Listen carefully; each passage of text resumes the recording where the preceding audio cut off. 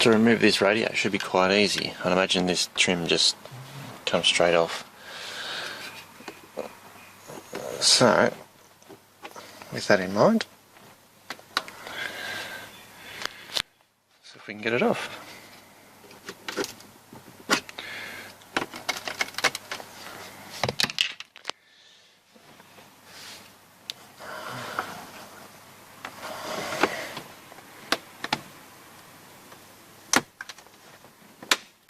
Just pulling it off with my fingernails. Just got underneath it. This plastic tool wasn't quite enough to start it.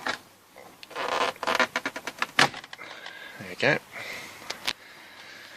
So once that's off, it's just a matter of using a Phillips head screwdriver and undoing the Phillips head screws, which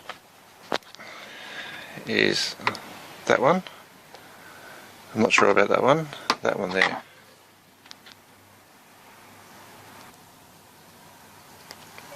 Alright, so I've got those 4 screws out. I left the screw that's in there. I don't think it needs to come out. Oh, there we are. So you'll obviously be using 2 hands to do all this. So with the other hand you can unplug all the connectors. And then that is all you'll need to do.